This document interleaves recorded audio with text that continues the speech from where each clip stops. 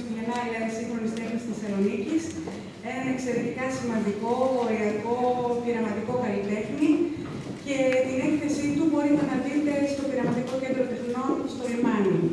Περισσότερα λόγια όμως για τον καλλιτέχνη και για την σημερινή εκδήλωση που θα σας πει η Ειρήνη και στη συνέχεια θα ακούσουμε τον ίδιο. Ευχαριστώ. Καλησπέρα και καλώς ήρθατε.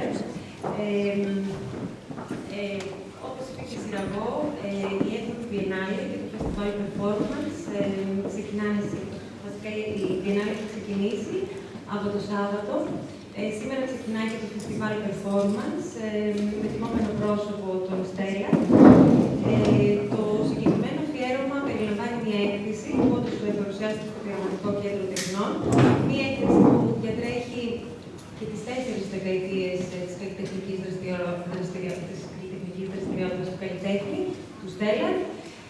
Πρόκειται για έναν καλλιτέχνη που για πολλά χρόνια έχει κρατήσει μια πολύ συγκεκριμένη στάση, μια πολύ συνεπή στάση, μιας και που η θεματική της Biennale είναι η στάση, πάνω στην έρευνα και πάνω στην έννοια του σώματος ως μια κατασκευή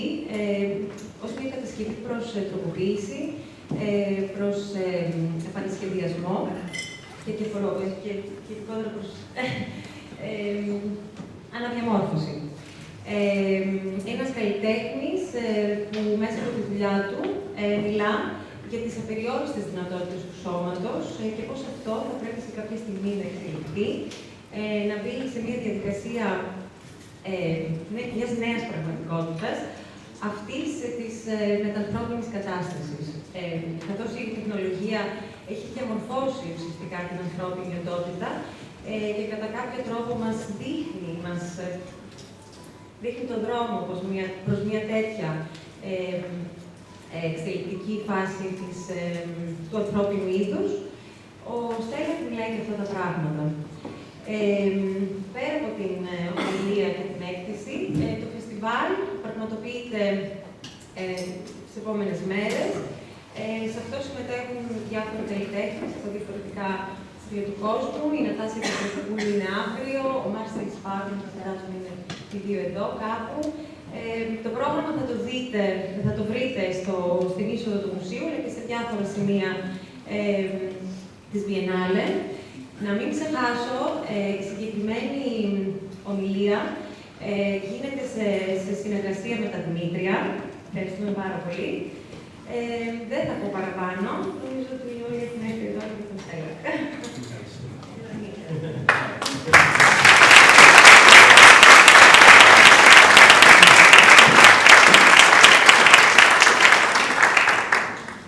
So I have to apologise. My conversational Greek is not good enough to do the presentation. I have to do it in English, so I hope that is not a problem.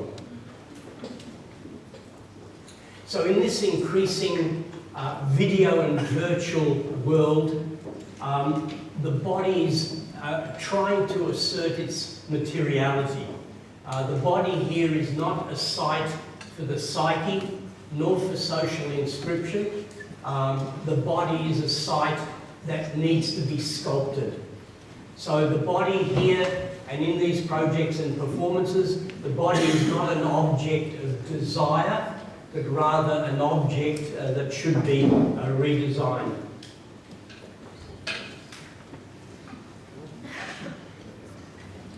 Sound?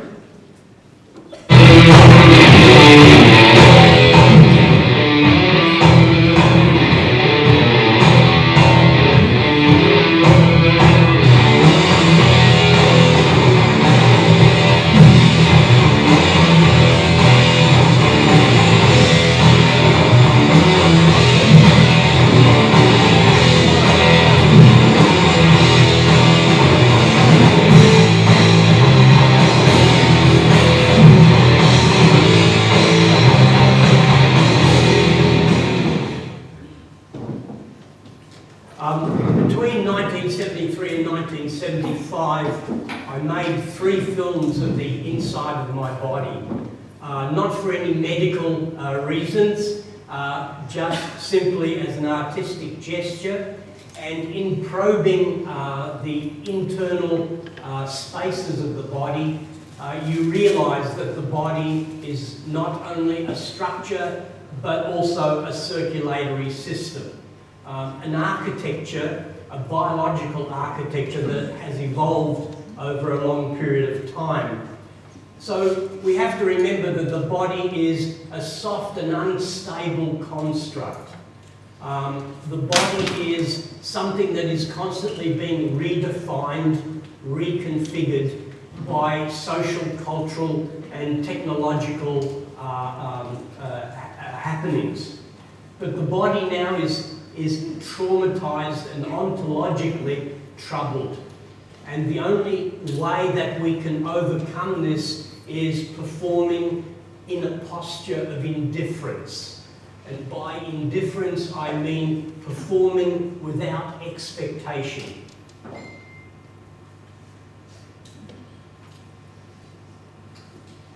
These suspension performances occurred as the body was inserted into different situations within different structures. Here the body is suspended within a tensegrity icosahedron.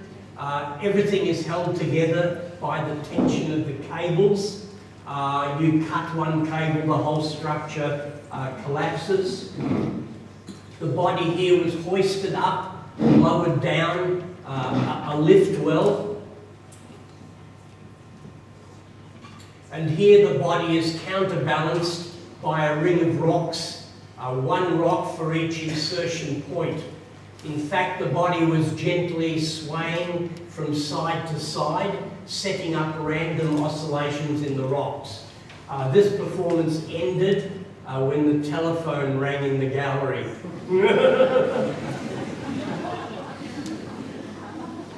So the body in its suspension is silent and becomes aware of not only of being inadequate but being profoundly obsolete. So this body is empty and absent from its own agency.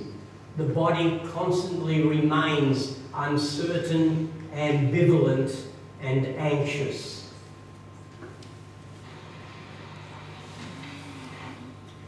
The body here is suspended vertically from a gantry crane, and with the control box the body could hoist itself up, propel itself forwards and backwards.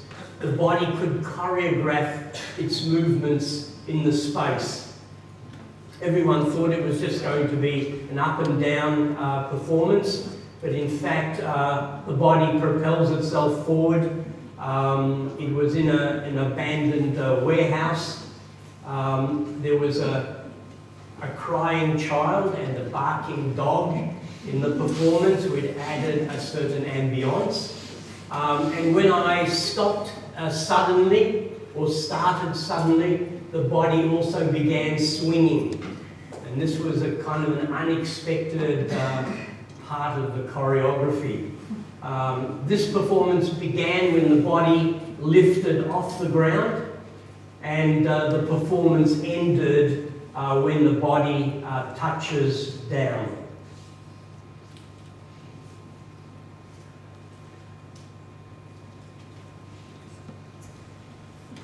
These performances occurred often in remote locations. The body is suspended here on an outcrop of rocks at the seaside. This performance was in Japan. When we arrived, there was a group of fishermen on another outcrop of rocks, and they were fishing. During the performance, they continued to fish, and when we left, they were still fishing. This performance was about 1 hour. The only people who saw the performance were my 5 assistants and people who went past in fishing boats.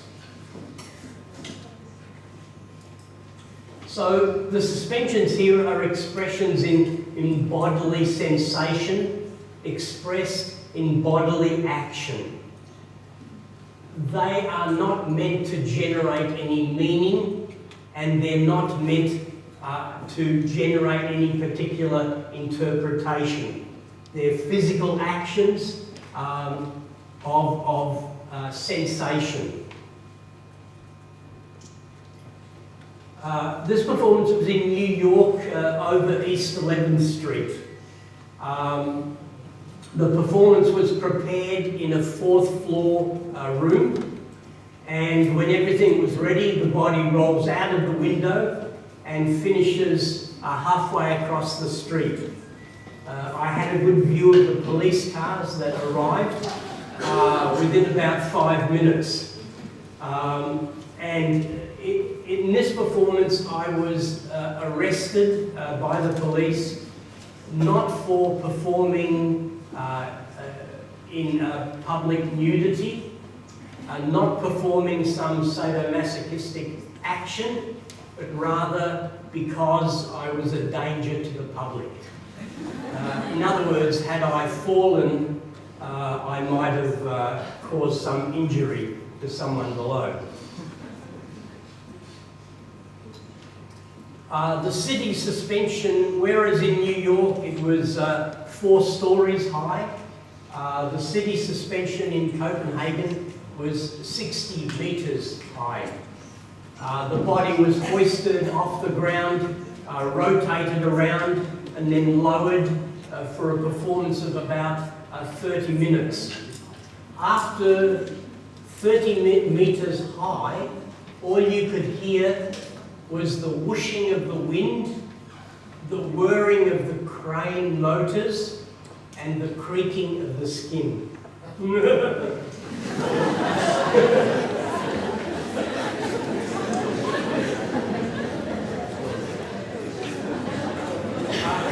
Having explored the physiological and psychological parameters of the body, there was a desire to augment the body in some way.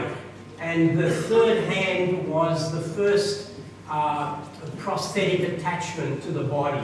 It was controlled by electrodes on the leg and abdominal muscles. So it was possible to have independent movements of the 3 hands. This was completed in 1980, and it was sophisticated enough at the time to get invitations from the Jet Propulsion Lab in Pasadena and the Johnson Space Center in Houston to demonstrate the hand to the extravehicular activity group.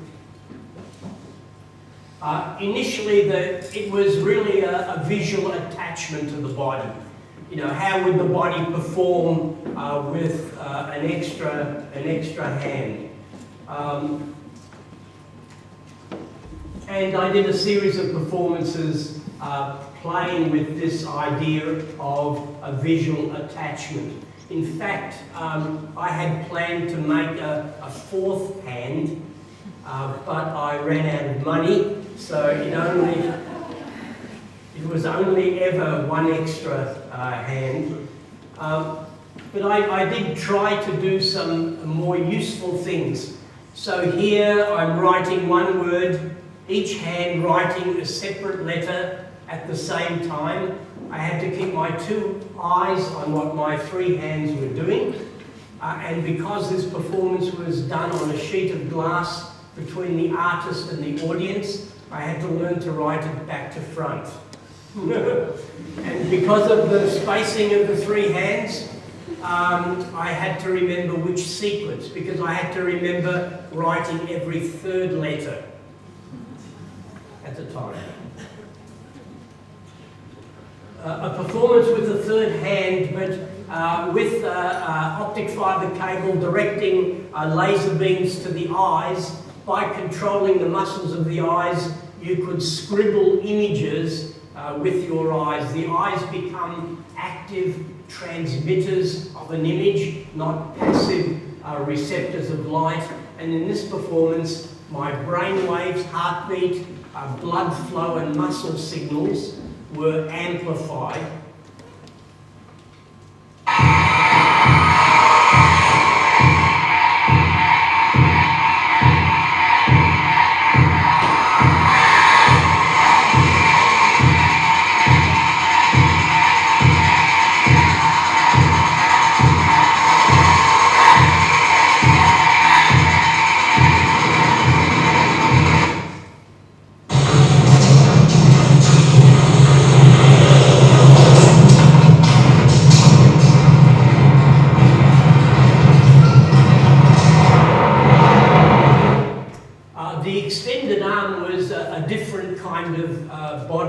prosthesis because it extends my right arm to primate proportions.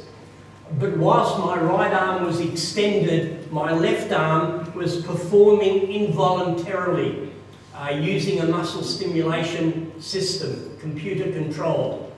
So for the 4-hour performance, my left arm was performing involuntarily, whilst my right arm was extended and actuated on the right side of my body. We had also constructed a 3D model of the mechanism, so if you're watching this performance online, you could see the 3D model mimicking the movements of the actual mechanism.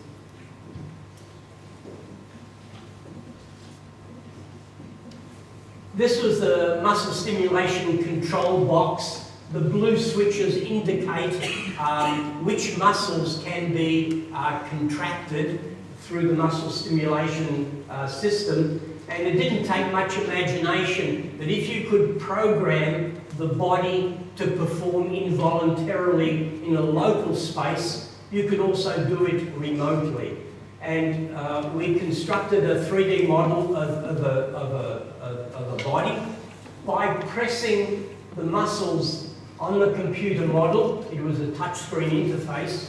The computer model mimics the movement that you've programmed, and then a second later in Luxembourg, where my body was, the body moves involuntarily. So people in the Pompidou Centre in Paris, the Media Lab in Helsinki, the Doors of Perception Conference in Amsterdam, for example, could remotely access and remotely choreograph the body. It was the experience was voltage in, involuntary movements, voltage out, controlling a third hand. So it was a kind of split body experience.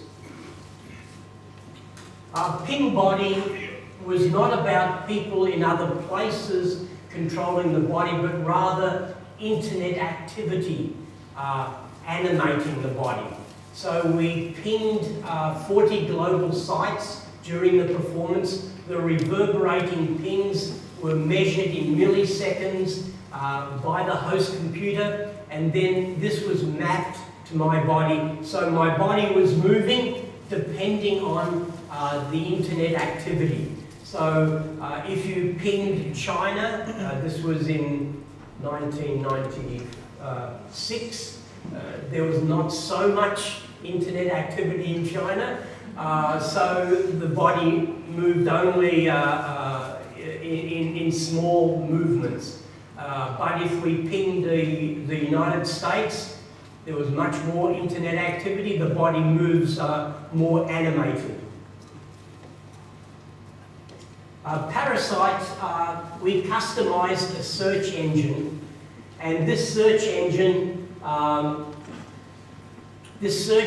scans the internet, selects images on the net, displays them to my head-up device, and the images that I see are analysed.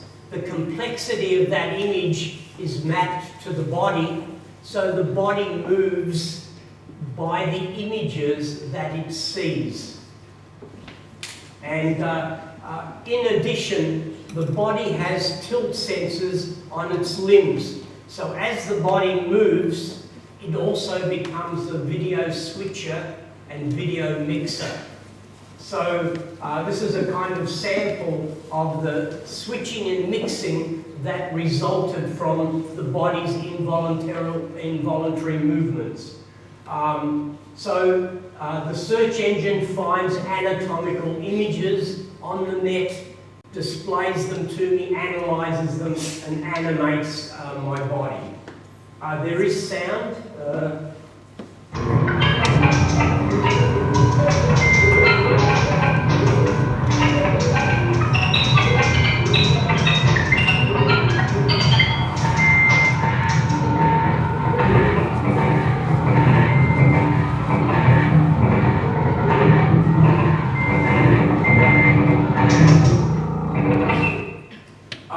And this sound was also by the search engine sampling sounds from the internet. So the whole system is internet constructed, and this was also streamed live on the web. So what's happening now is that bodies are becoming end effectors for other bodies in other places and for machines elsewhere, generating interactive loops and recursive choreographies. You know, we're no longer merely biological bodies operating in a local space. We're now bodies that can perform remotely, that can interface with people and machines in other places. Yeah, please come in, and you won't see anything in the corner. If you'd like to come inside, maybe in the centre there. Okay. So all of these projects and performances are about alternate anatomical architectures, exploring what it might mean to have an extra hand or an extended arm, or performing with a six-legged walking machine. The ambidextrous arm is a double-jointed arm, a double-jointed hand. I initiated this at Brunel University in London, and imagine if you could bend your fingers one way and your thumb rotates and you have a right hand, but the fingers can bend completely the other way, the thumb can rotate backwards, so you have a design that is left-handed and right-handed all in one. So if you were an amputee and you lost your right hand, why would you replace it with another right hand? You could replace it with an ambidextrous hand. Sometimes performing a task with two left hands might be useful. And here we were just testing the double-jointed finger movements operated by pneumatic rubber muscles. So the body has become this contemporary chimera of meat, metal, and code, of modified biology accelerated by metal with a speed that far exceeds its metabolic, muscular, and sensory capabilities. And, you know, it's a chimera that also is augmented and amplified with computational code. Exoskeleton is a six-legged walking machine, about 3 meters in diameter, about 3 meters in diameter, robust enough to support the artist's body. And this performance is simply taking the robot for a walk. That's what the performance is about. But the body can control the leg movements of the robot by making different arm gestures. So by moving my arms, I can activate the different leg movements. This performance was firstly done in 1997. So the robot could walk forwards with a ripple gait, sideways with a tripod gait. The robot could squat, it could stand, it could turn on the spot. Another walking machine, whereas exoskeleton was 3 meters in diameter, this is 5 meters in diameter.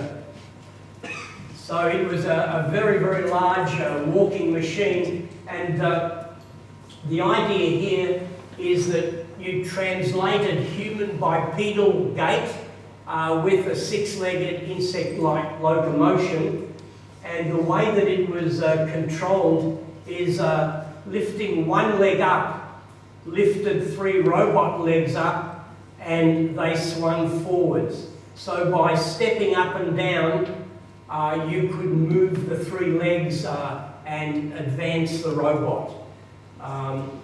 This machine was very difficult to construct. It also had sensors in its chassis, so the machine knew which direction the artist was facing, and the machine walks in that direction.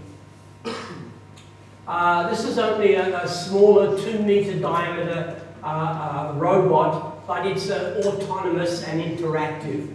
It has a rotating ultrasound sensor on the front, and it detects if someone is in the room. If someone is in the room, the robot stands, selects from its library of possible movements, and performs a choreography for about a minute. It then sits down, goes to sleep, and waits for the next person to come along. It's a very noisy robot.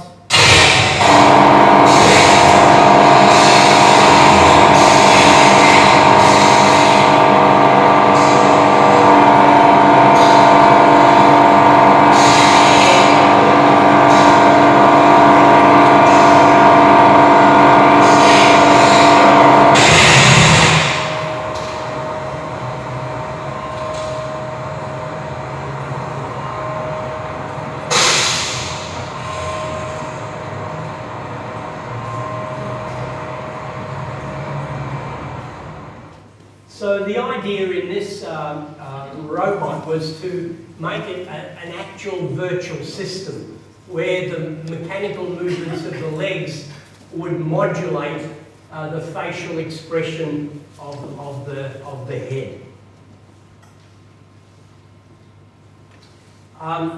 This project has not been realised yet. It's difficult to engineer this because of its scale. So this is a small robot with a webcam mounted on its back. It will be small enough to climb up my tongue and into my mouth. I have to remember not to swallow. But it's a kind of aesthetic gesture as to, you know, the future intimacy with our technology. Because as technology becomes micro-miniaturized, as it becomes nano-scaled, technology will be incorporated inside the body. In fact, in 2,000 years, our human bodies might look exactly the same, but they will be populated by micro and nano robots, sensors, detecting pathological conditions in the body. But what might be really interesting is being able to redesign the human body, atoms up, inside out.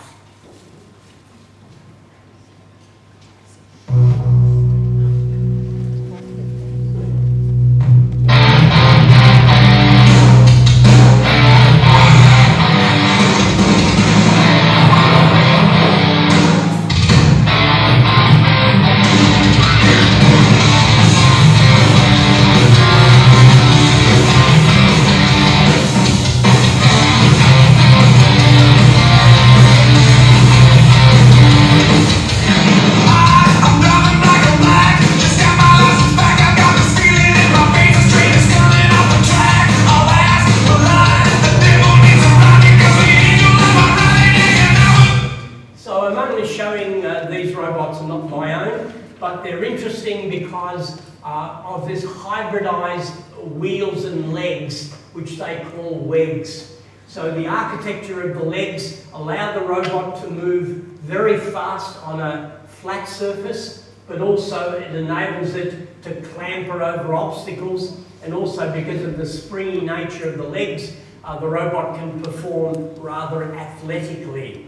So robots now are increasingly more muscular and athletic in their performance in the real world, and we know from projects like this by Boston Dynamics that this dog-like robot with a neck that is actually a manipulator, you know, performs in a very mammalian way, very uncanny, and increasingly now these are the kinds of robots that we'll be interacting with.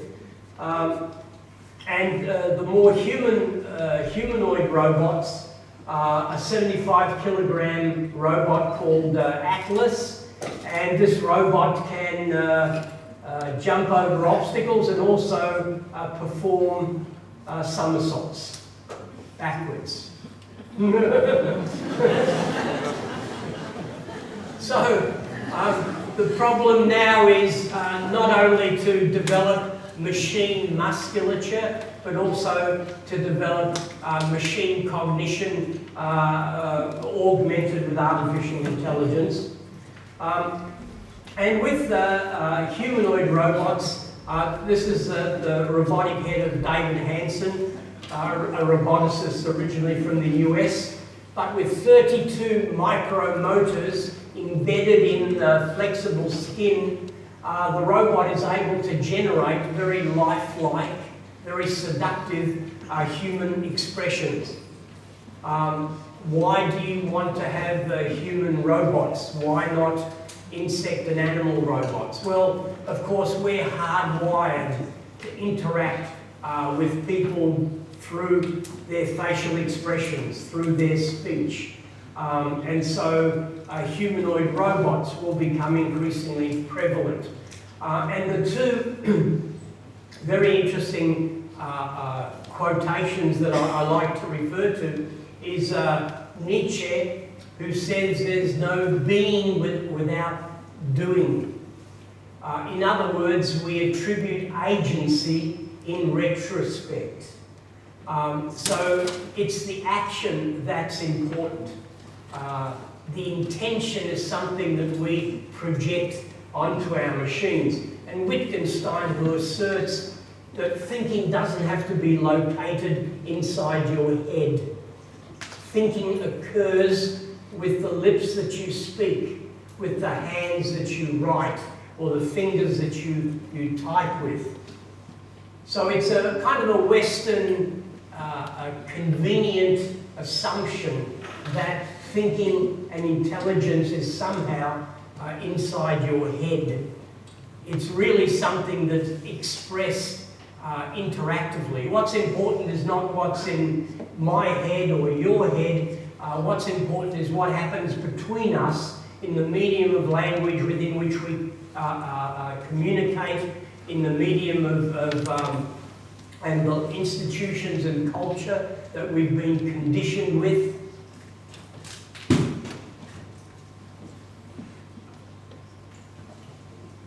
And the other thing to remember too is that as we make robots more and more human, people begin to feel that it's more and more creepy interacting with these robots.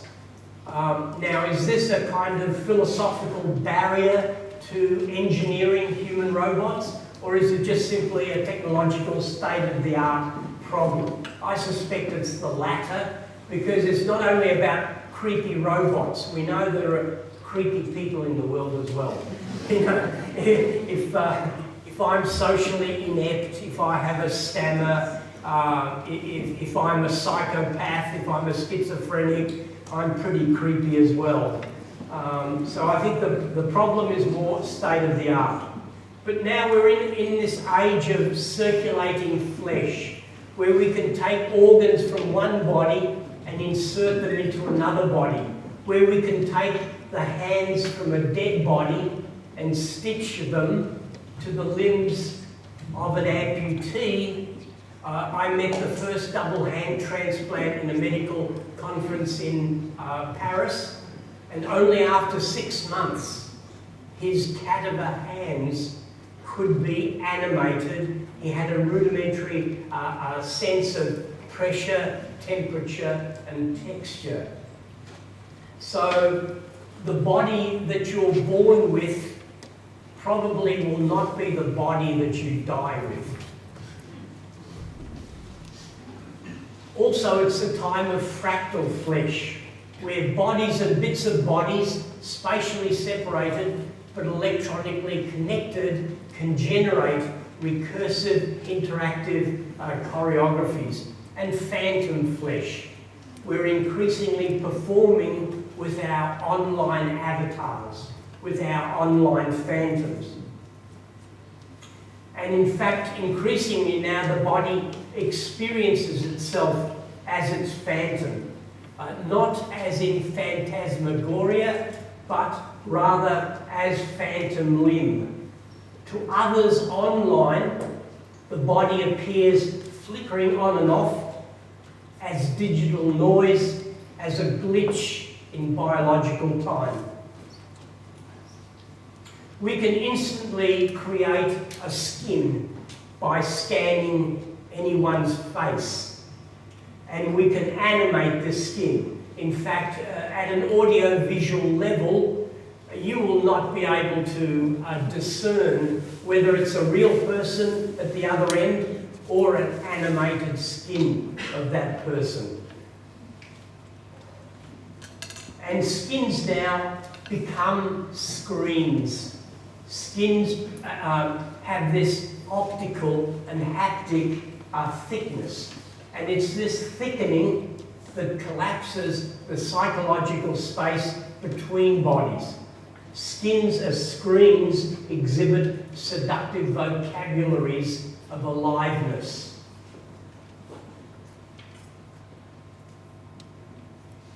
Here's Baby X, and this is, she's been learning to read words. So here's her first word in the book.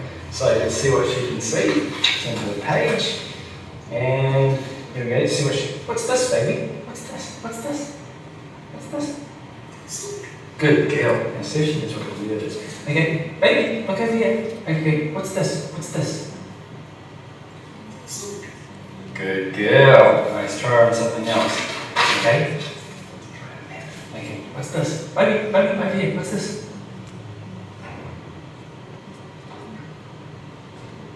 Baby, look at me, what's this? Baby, over here. Good girl. Well, that's what she's just read. For a picture. Baby, what's this? Okay, so with this high fidelity 3D modelling, the baby was based on Mark's own child. So you have a better 3D modelling. You have adequate morph targets to animate the face. You're using visual and acoustical feedback, and you're literally teaching the baby avatar to learn and to speak. And this is a combination of cognitive sciences, a combination of neurophysiology, and you could see that there is kind of curiosity behaviour and curiosity awareness exhibited by the baby's facial expressions. So the body now increasingly oscillates between its physical form and its online phantom. This oscillation is the quickening coupled with the optical thickening that I mentioned before that fuses the physical and the phantom. So we're not performing always as a physical body. Online we become these phantom bodies, and this oscillation between the physical and the phantom generates a chimera that is constantly performing in mixed realities. In 1993, I designed a sculpture for the inside of my body. The theme of this Triennale was site-specific works. But instead of a sculpture for a public space, I decided to design a sculpture for a private physiological space. The stomach was inflated with air. With the help of an endoscopist, it was inserted about 30 centimetres inside the stomach. Inside the stomach, the sculpture opens and closes, extends and retracts, has a flashing light and a beeping sound. So you have to imagine this as a machine choreography inside a soft body.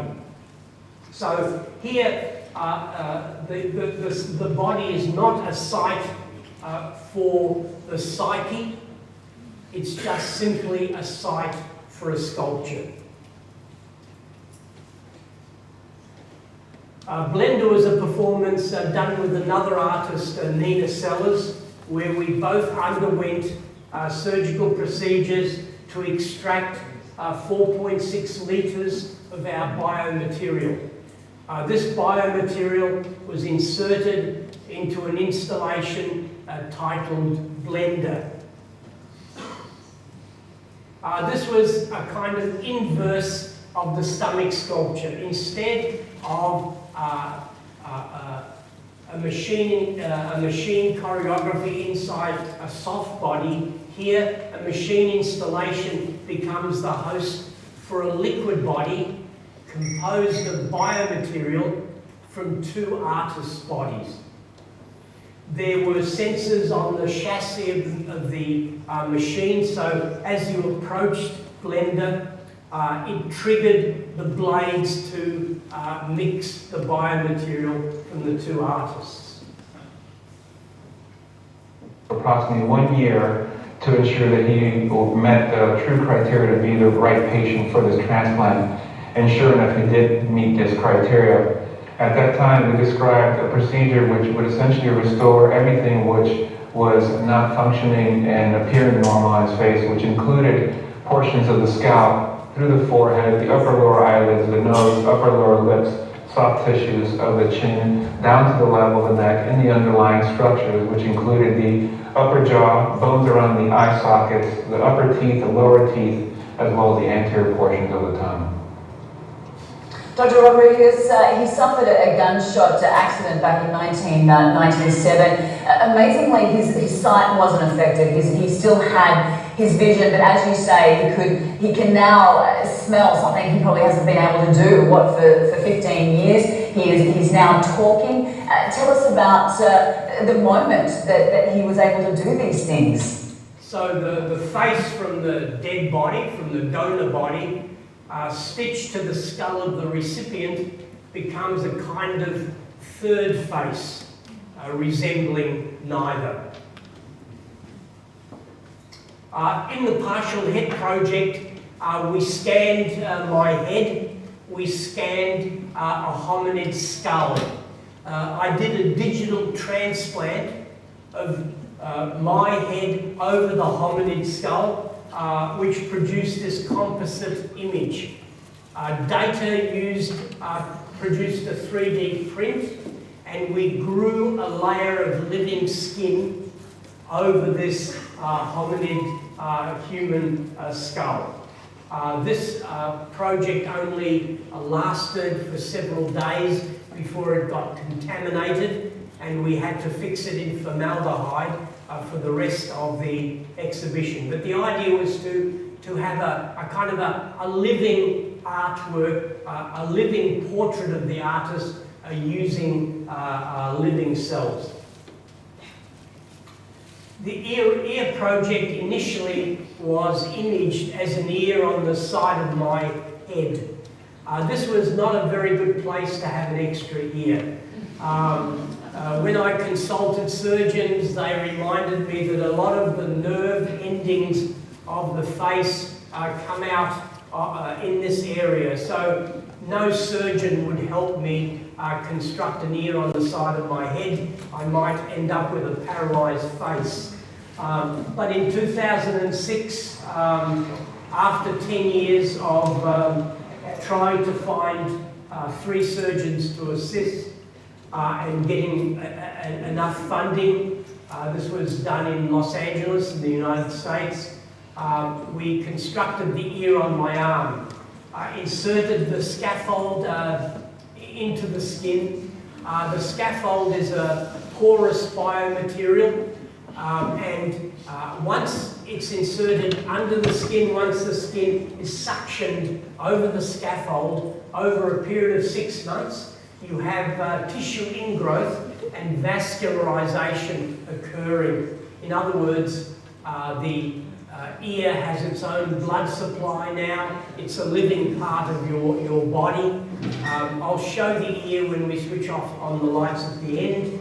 But during this second surgery, we inserted a small microphone inside the ear construct, and the idea is not only to construct an ear like a form on my arm, but also to internet enable the ear.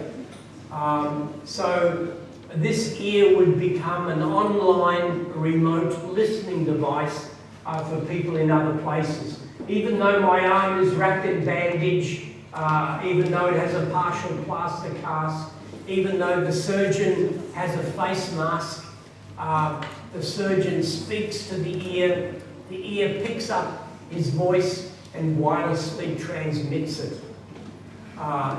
This was just a test to see if the project was plausible.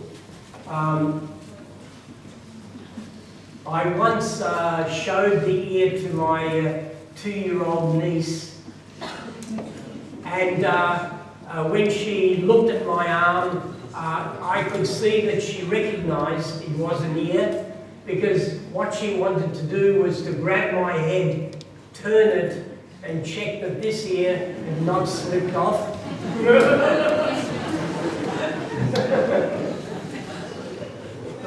But again, this idea was to experiment with an alternate anatomical architecture, but one in which you use your own skin, your own cells, and to surgically construct and cell grow a structure on your body. This led to other art projects, a 4-meter long sculpture of the ear on my arm, and the performance where I was just lying on the sculpture. My body was covered in white clay, white slip. It was very cold, my body was very warm. The clay cracks are creating this rather primordial image of a body on a large fragment of a body. But whilst I was lying on this, sculpture, I thought, well, it would be really interesting to suspend the body above the sculpture. So instead of just lying on it, to suspend it above it. There were 16 hooks inserted into the back. The cables were rigged. When everything was ready, the body was hoisted off.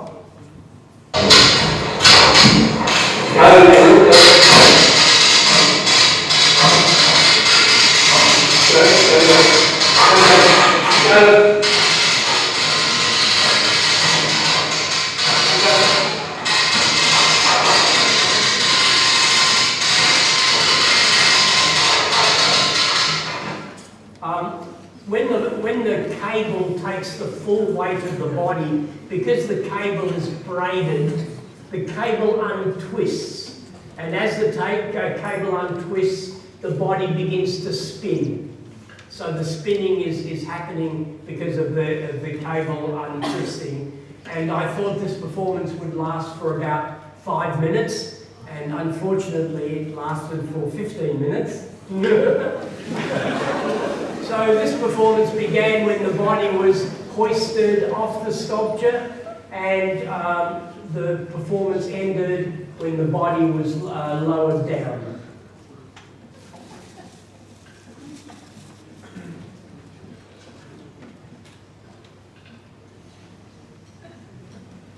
In the propel performance, the body is attached to the end of an industrial robot arm. And in this case, the body's trajectory, velocity, and position and orientation could be precisely programmed. This was a performance of only 30 minutes. If you know anything about industrial robots, it's a kind of a dangerous situation. The sound is very important.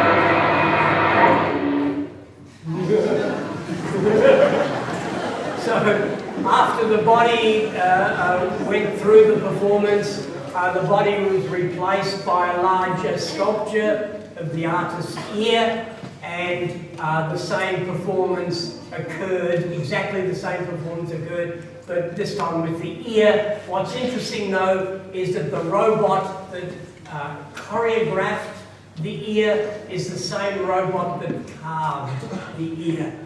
This robot effectively was a CNC machine that carved the sculpture. So increasingly now the body becomes coupled with technology, and we're now all extended operational systems. We all have wireless devices, we all have machines that accelerate our bodies, we all use instruments that enhance our vision, and we all use computers that augment our cognitive capabilities. So for me, there was always a ghost in the machine, but not a ghost as a vital force that animates, but rather as a fading attestation of the human. Stickman is a performance where the body is algorithmically actuated by a minimal but full body exoskeleton. This is a 5-hour performance continuously, where the algorithm chooses the different gestures. So the body doesn't know what it will do next. The performance I'm going to show though is a more recent version of the Stickman, where we also engineered a mini Stickman, so the audience could insert their own choreography by bending the limbs of the mini Stickman, pressing play, and this would transfer their choreography into the performance. The sound is also important here. With another Greek artist, a musician, Petros Mouris, and we had sensors on the exoskeleton, so as the exoskeleton moves, it generates signals that makes the sound.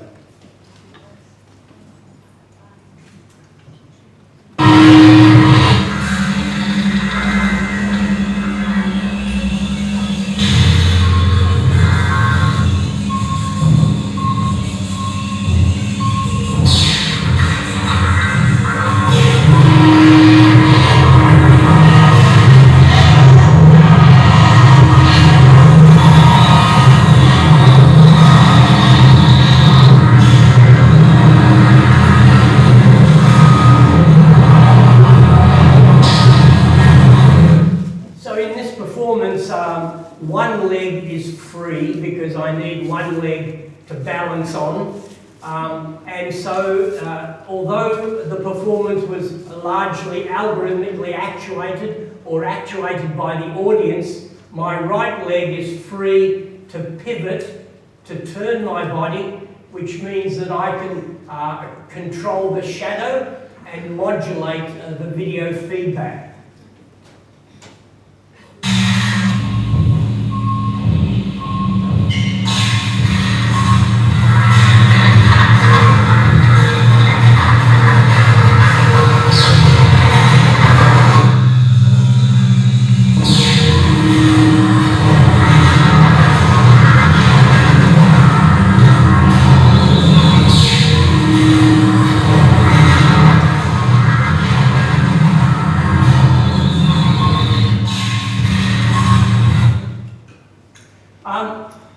There are several ideas, I think, that help us understand our relationship with technology and with robotics.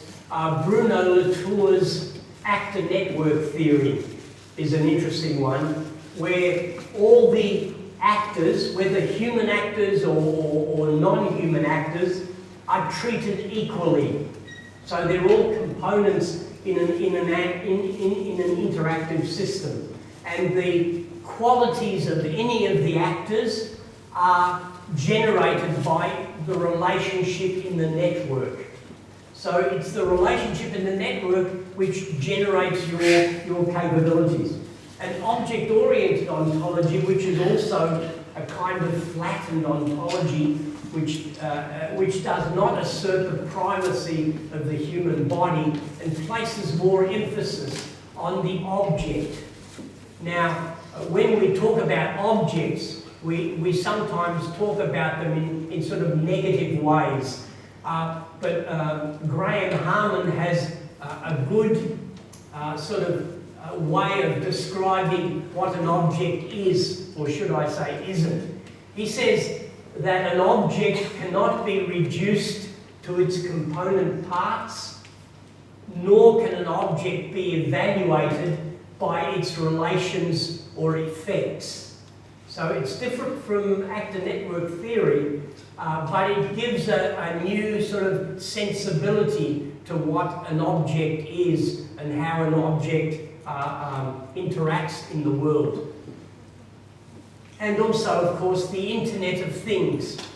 Increasingly now, objects have circuits embedded in them. Objects become increasingly smarter. Objects are online. Objects can communicate not only with other objects, but with other people. So these three ideas, I think, are important to understand. The exoskeleton arm is an arm that fully controls the movements of my right arm, and this was for a performance titled Rewired Remixed.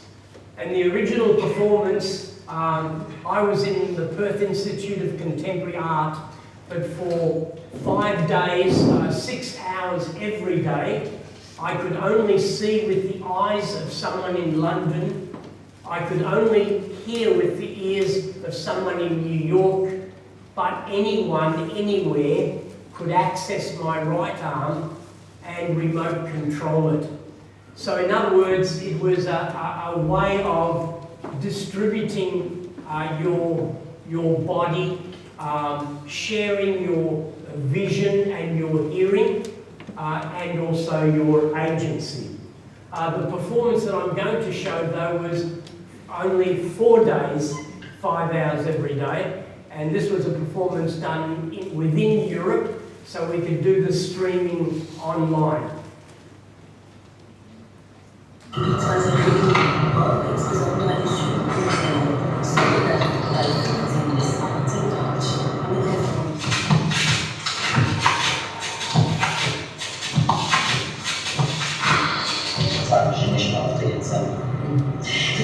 Zum Schluss noch von Ihren Worten unbedingt Reaktion. Ganz fest, ja. 1 zu 1.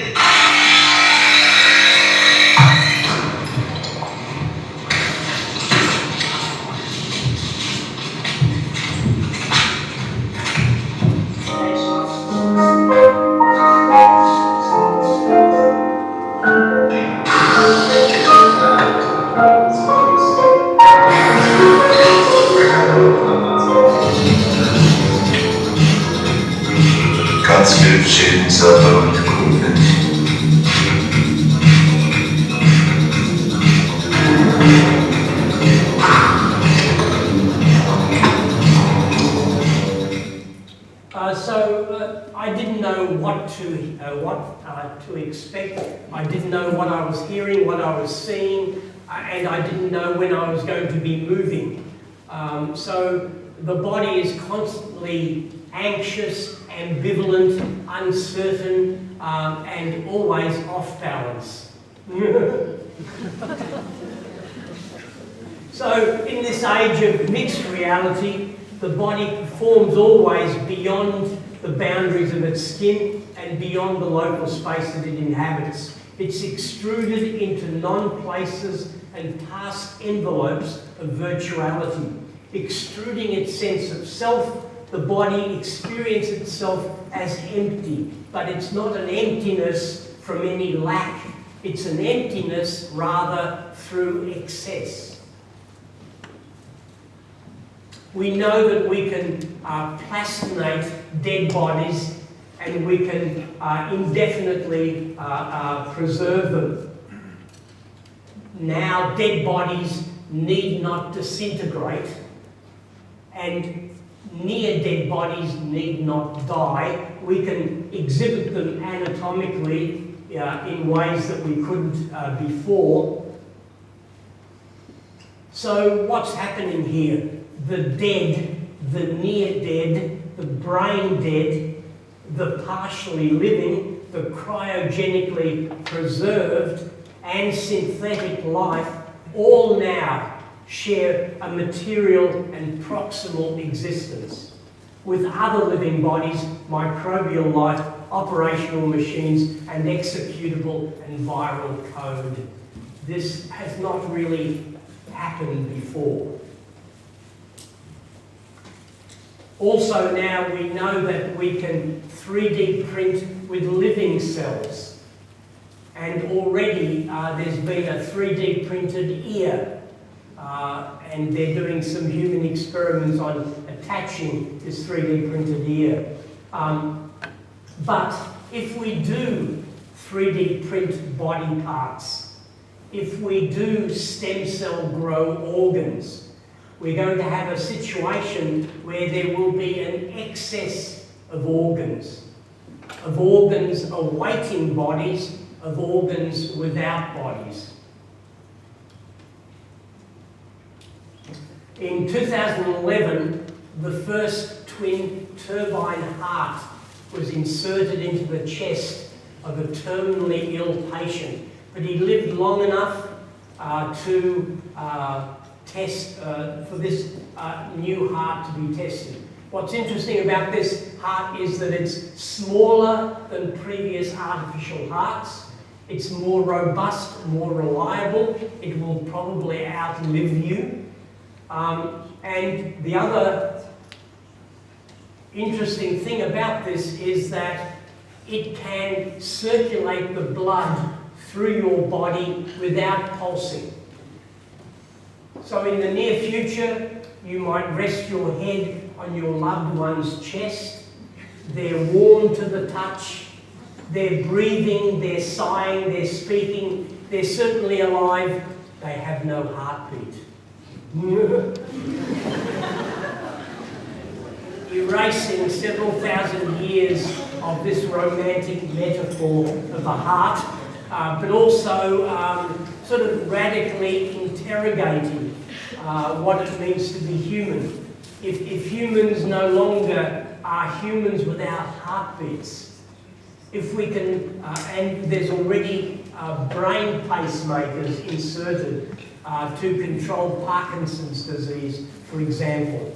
But if we're going to be messing with our physiological rhythms, we're really redefining the notion of what is human. And I think we should always think of the future as both contingent and contestable.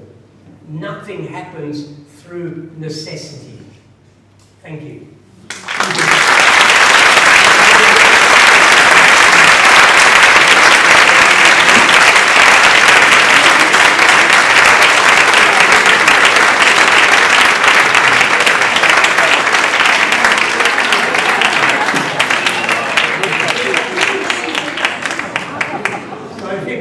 See it from you can have a closer look later if you like. But it's really a relief of an ear. It's not a fully three-dimensional ear. I did have a surgical procedure done at the end of last year, but it was not successful. And the idea will be to, as I said, internet-enable the ear.